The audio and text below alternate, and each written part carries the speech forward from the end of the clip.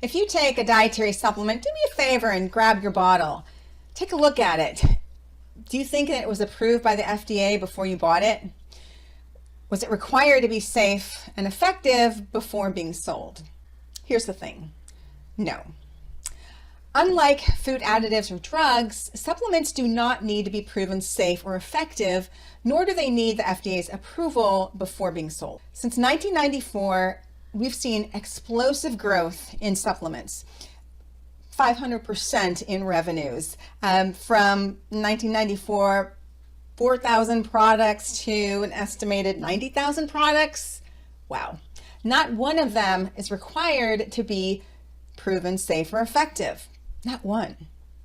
Make sure you stay to the end of this video and I will tell you the 3 most common adulterated or impure supplement categories. And if you think you know, leave something in the comments. I'm Neely with Neely on Nutrition, providing you with unbiased, relevant health and nutrition information so you can make an educated, informed decision. My interest in dietary supplements goes way back to when I was a kid, a chubby kid. I was teased a lot about my weight, and yeah, it bothered me, obviously. I came across an ad for a supplement in a magazine. This was way before the internet. And I'm sure that I was seduced by the promising headline of miraculous weight loss. I told my mom about it. I told her that I wanted it. And she's like, honey, don't pay attention to it. It's a ripoff. It wouldn't do anything for me. I didn't believe her. So I secretly saved some money and I went and bought it myself. I didn't learn my lesson until decades later after spending hundreds, if not thousands of dollars. And I had a whole lot skinnier wallet, but not a whole lot skinnier me. How much did I have to spend before I learned? Lots. Now, even though that happened long before 1994, something happened significant in 1994.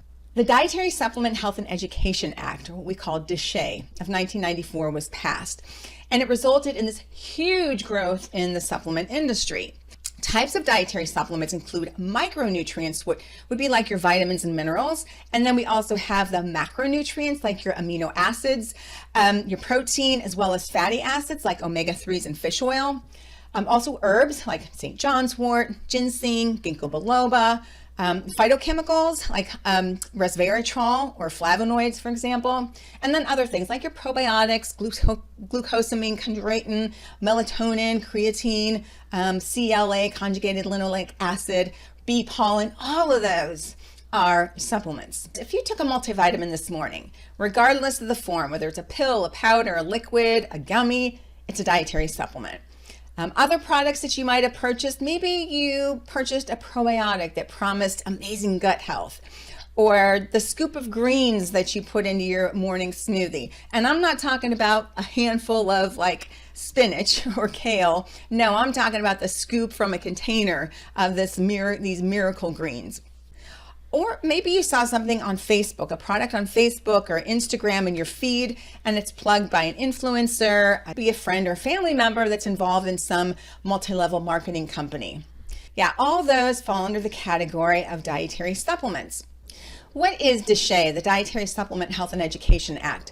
The bill that eventually became DSHEA was proposed by Senator Orrin Hatch of Utah, a state, by the way, which has one of the largest concentrations of supplement manufacturers, not surprisingly.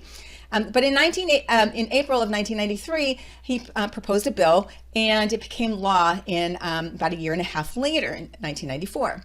The intention was that it was going to promote the health of Americans by ensuring easier access to dietary supplements. And it shifted the burden of proof from the manufacturer to the FDA. So the manufacturer didn't have to prove anything that it worked or contained what it said it contained, but it was the FDA that needed to provide that burden of proof. According to DSHEA, a product is not required to have proof it works, have proof the ingredients listed on the bottle or in the package are there, have proof the ingredients are free of contamination, provide warnings of any potential side effects, or meet any standards of potency or dosage. Does that bother you? It bothers me. The net effect of DSHEA was a deregulation of the supplement industry. And no wonder there was this explosive growth in the amount of products that we have on the market now. There are no standards for potency or dosage, no requirements for providing warnings of any potential side effects. Should a problem arise, the burden of proof falls to the FDA, and only then will it be removed from the market. So it's already on the market, so the FDA can remove it. But the manpower it takes to do that with the amount of products, although the law limits what can be said, many unsubstantiated claims are made all the time by less than reputable manufacturers. It might be years before the FDA takes any action. Although manufacturers are required to adhere to good manufacturing practices, compliance in those programs is very questionable.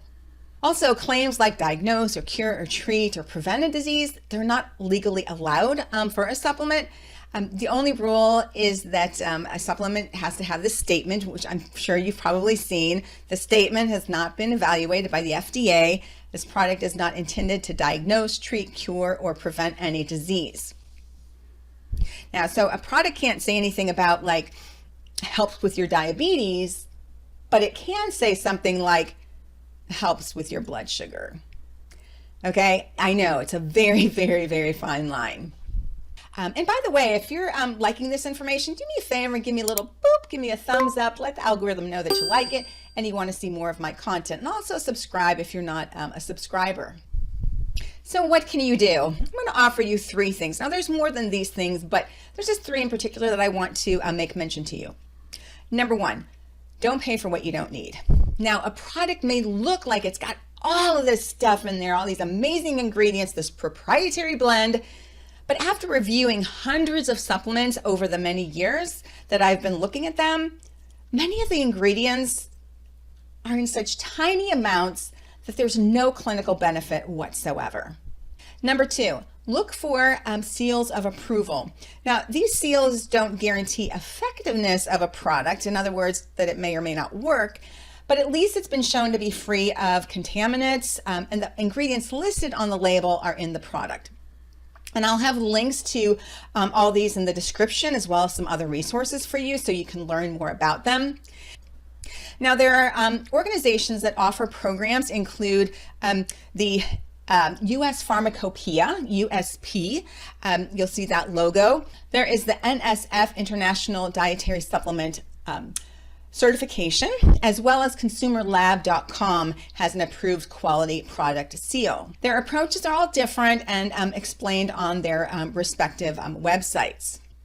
And number 3, be cautious. If the person, it could be a doctor or a nutritionist, tells you that you have a certain condition or runs some tests that have a certain condition, oh, by the way, they also have the products, they're selling you the products to fix that condition, that to me is a huge red flag. So be cautious. Let me give you a bit of good news, okay?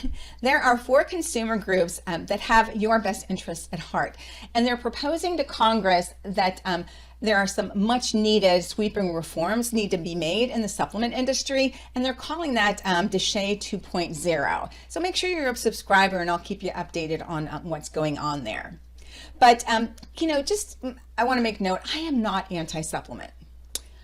I am don't take advantage of people and have them waste their money. That's my issue. And unfortunately, there's lots of bad actors that have given the good actors, a bad name. So, yeah. I promised you I would give you the 3 most adulterated product categories of supplements. And those include, number 1, weight loss supplements. So weight loss supplements may contain illegally added weight loss drugs or banned substances.